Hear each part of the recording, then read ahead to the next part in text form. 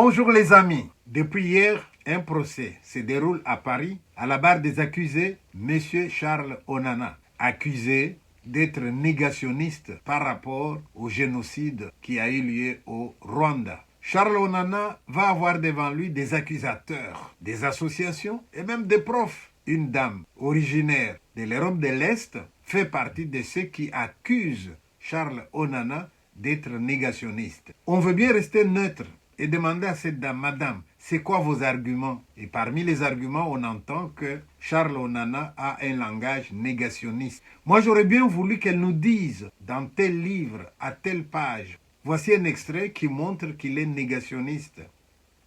Rien de ça. J'espère que ça viendra. J'aurais bien voulu qu'elle nous dise, dans telle vidéo, lors d'une conférence, voici ce que M. Onana dit et qui prouve qu'il est négationniste. C'est pas encore venu. J'espère que le temps viendra où la brave professeure va avoir de nouveau la parole et va prouver ses accusations. Mais je voudrais demander à cette dame d'être humble. On peut voir l'histoire à partir d'une chaire de l'université, on peut voir l'histoire à partir de l'Europe, mais de temps en temps, il faut être dedans pour comprendre certaines choses. Lorsque madame dit que les Tutsis, depuis 1960, ont été déshumanisés. Mais déshumanisés par qui? Par les Congolais? Mais madame, tu ne connais pas l'histoire du Congo, hein? L'histoire du Congo, de 1960, directement après les indépendances, vous pensez que ce sont les Tutsis qui ont souffert au Congo?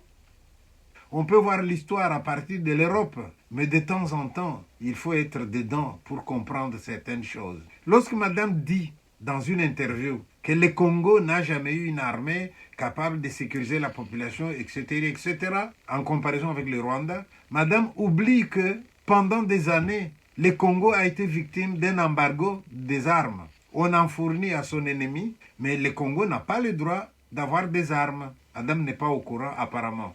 Lorsque madame dit que les Tutsis, depuis 1960, ont été déshumanisés. Déshumanisés par qui? Par les Congolais? Mais madame, tu ne connais pas l'histoire du Congo, hein? L'histoire du Congo, de 1960, directement après les indépendances, vous pensez que ce sont les Tutsis qui ont souffert au Congo?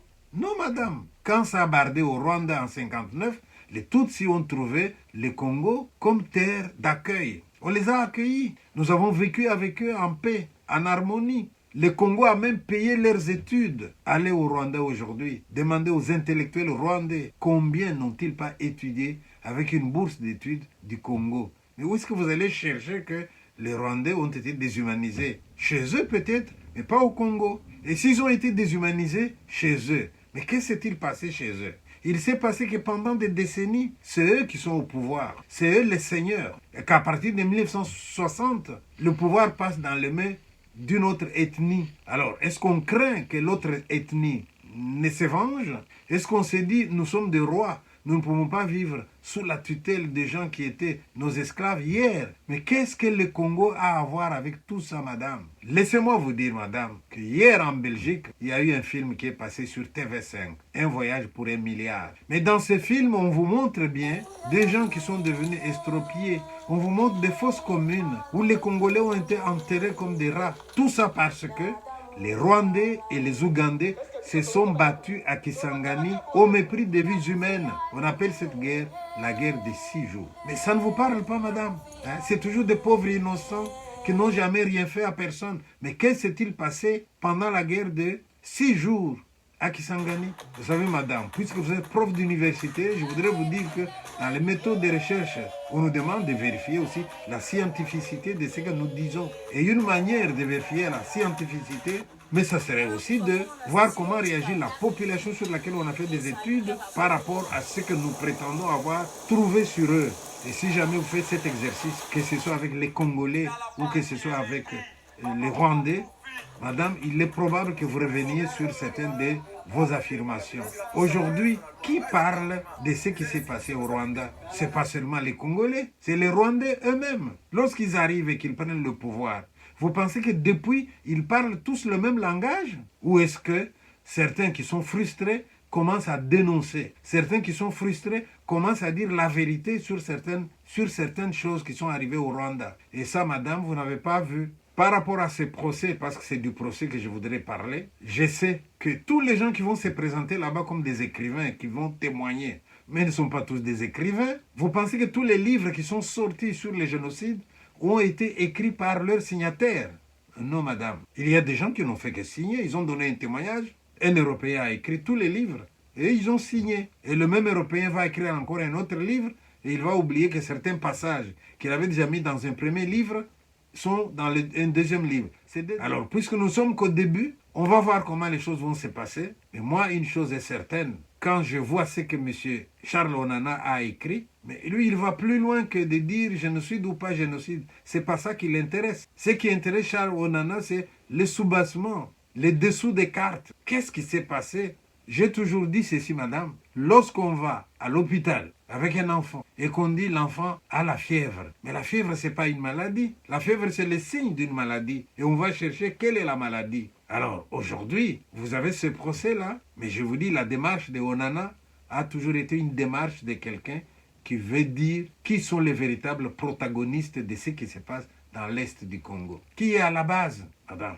Vous pensez que de ce qui s'est passé au Rwanda pendant les génocides, avec un clic de doigts, le Rwanda a de l'argent pour construire tout ce qu'on a vu construire, pour se développer comme vous dites qu'ils se sont développés, ou est-ce que par culpabilité, il y a la manne qui vient d'ailleurs, madame? Eh bien, on va attendre la suite du procès. Je vous propose un exercice. Pensez-vous qu'il va remporter le procès ou bien qu'il va être condamné? Ce n'est qu'un début. Continuez à nous suivre. Nous essayerons de vous donner les informations que nous avons de ce qui se passe à Paris à propos du procès contre Charles Onana.